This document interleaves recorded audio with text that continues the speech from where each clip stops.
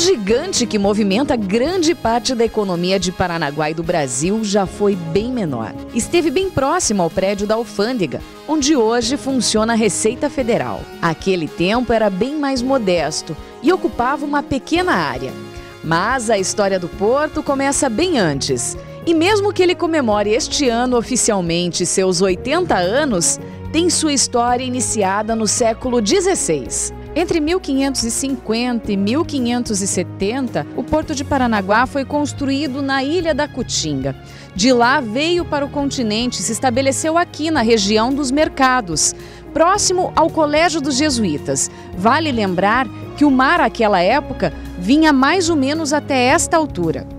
Da atividade portuária nesta região restou apenas o bebedouro de cavalos, o que se justifica porque naquela época os produtos eram transportados em carroças.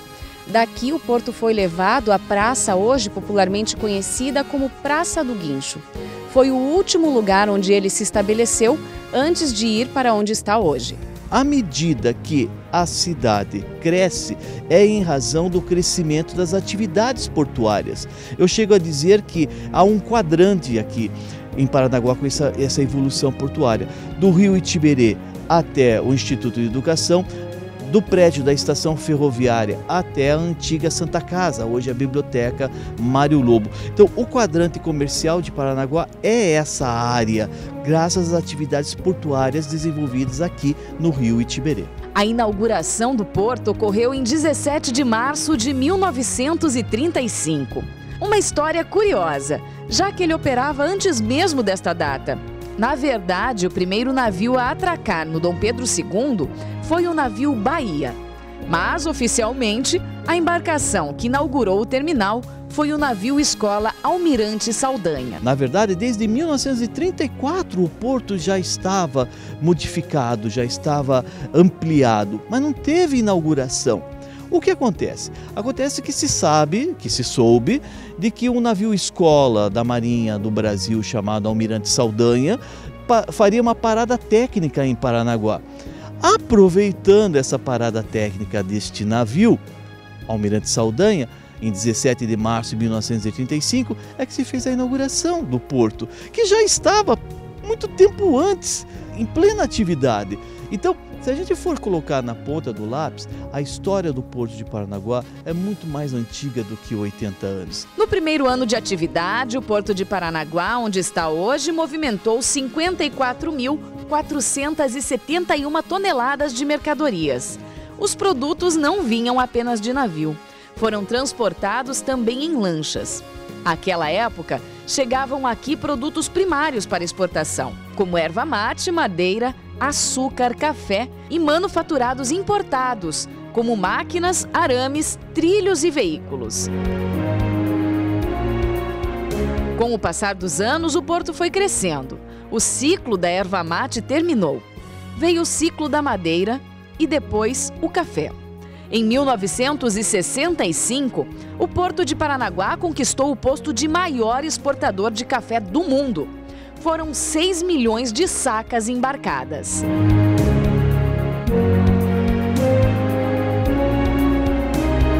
Foi pelo aumento de movimentação de cargas no Porto de Paranaguá que se viu a necessidade da construção de uma rodovia mais estruturada que a Estrada da Graciosa. Foi então que teve início a construção da BR-277, em 1967. Em 1970, a via foi inaugurada.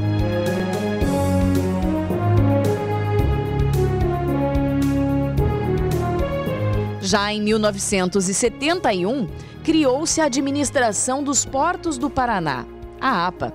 Em 73, veio o corredor de exportação. Em seguida, foi inaugurado o Canal da Galheta, que possibilitou a entrada de navios maiores no Porto de Paranaguá. Em 75, ano da inauguração do Palácio Taguaré, o embarque do café era a principal movimentação do porto. Mas o terminal já movimentava produtos como a soja, o milho e o farelo.